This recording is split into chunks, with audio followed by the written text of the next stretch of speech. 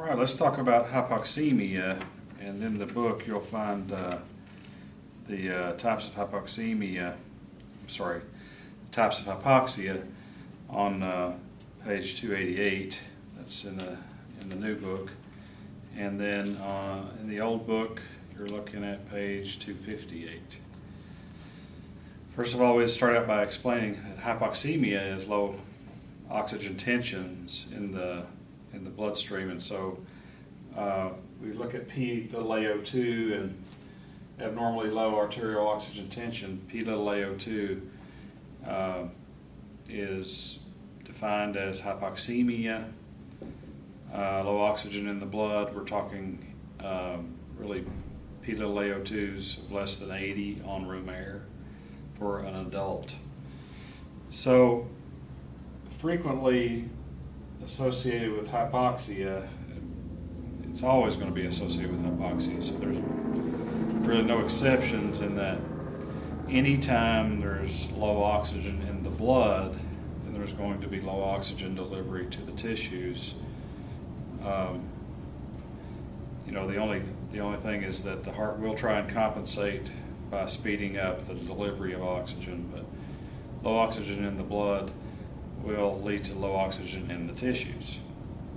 So that's an important fact to remember. All right, so here are the classifications of hypoxemia, and you know these already. I think that you've been through all this, but normal PaO2 is 80 to 100, and the rule of thumb is anything less than 60 is mild. Anything less than 80 is mild hypoxemia. Anything less than 60, moderate, and anything less than 40 is severe hypoxemia. Now, this is all relative to what FiO2 they're on, and this is all talking about the patient breathing room air. So the patient can be hypoxemic. You got to know what FiO2 and the PaO2 and FiO2 relationship, and we'll talk about it. Does hypoxemia lead to hypoxia? Yes. So let's talk about the types of hypoxia. There are four main types of hypoxia. Low or inadequate oxygen delivery to the cells or the tissues so that the cells are lacking oxygen when they carry on cellular metabolism. That would be hypoxia, and like I said before, hypoxemia is going to lead to hypoxia. But there's four types. Hypoxic hypoxia is the first type we would talk about, and we can also name this hypoxemic hypoxia. I actually like that name particularly better because I think it's more descriptive. The patient is hypoxemic, therefore they're hypoxic.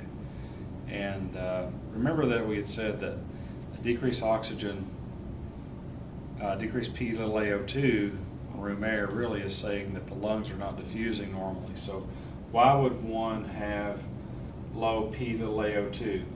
Well, I don't like any of these causes that they list here, although they're certainly causes, but we don't deal with high altitudes that much and in terms of a patient being hypoxic.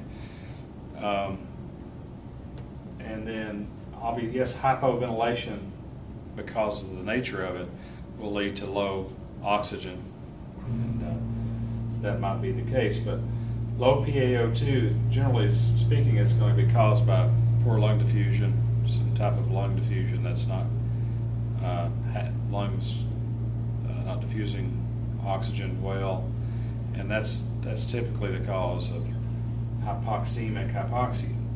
The point here is that if the PaO2 is low on room air, that the lungs are not doing their job typically. So that's how that goes.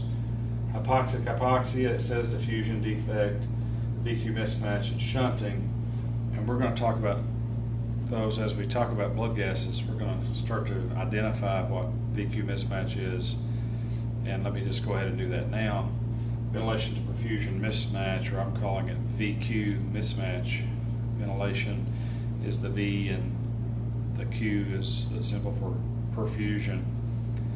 DQ mismatch is hypoxemia that responds well to oxygen therapy. So this is the patient, you put the patient on oxygen, their PaO2 goes back up, and they're responding well to the oxygen. Pulmonary shunting, like we talked about before, is you keep turning up the oxygen, but you're not making any progress, and their PaO2 is still staying low. Remember that intrapulmonary shunt or capillary shunt is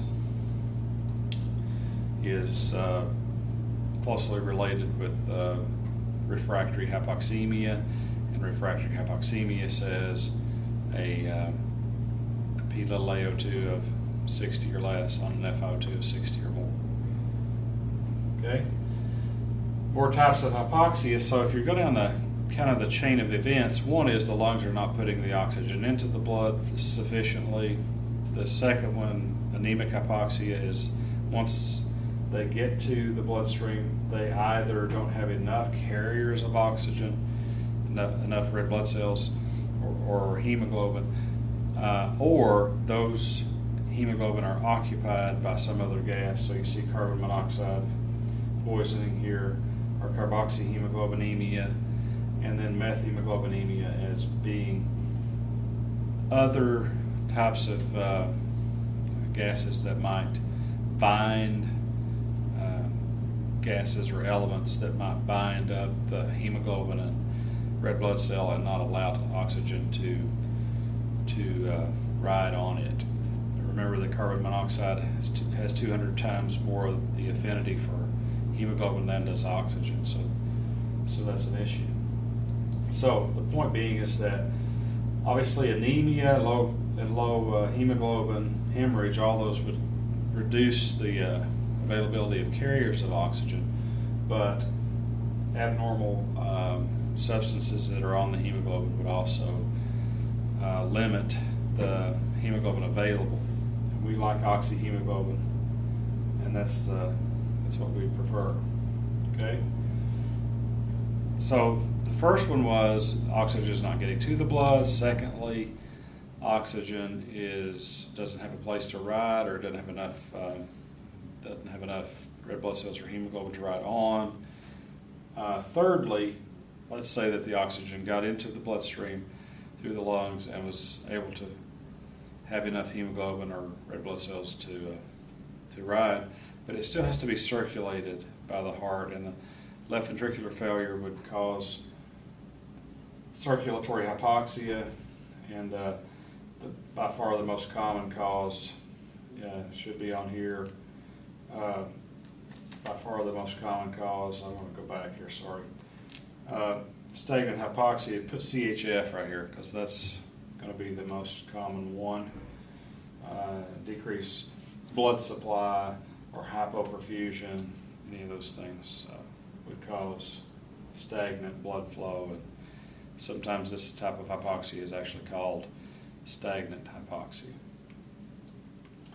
Fourth and final type is histotoxic. Histo means tissue, toxic means toxicity, of course. So some substance that causes the tissues to be toxic, like cyanide poisoning.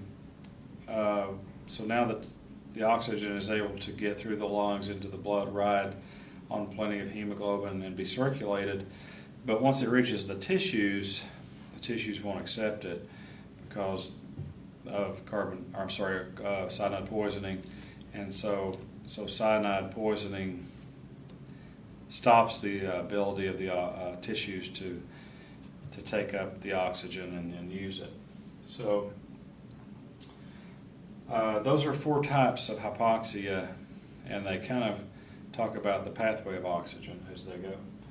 As far as a cyanosis, the main thing to remember here is that you have to desaturate 1/3 of your hemoglobin for cyanosis to occur. That means if there's 15 grams of hemoglobin, then you would have to actually desaturate 5 grams of the 15 to show cyanosis. The main point to be made is cyanosis is a very late sign of hypoxia. So once the patient turns blue, then they're quite a ways along in their condition, so it's an important and dangerous physical sign. Polycythemia, you should know about polycythemia and what that is. Essentially just knowing what it is and that it's associated with low oxygen and the body overproducing red blood cells. We've talked about that and gone over that. So, all right, I appreciate your attention, and we will conclude at that point. And please let me know if you have any questions.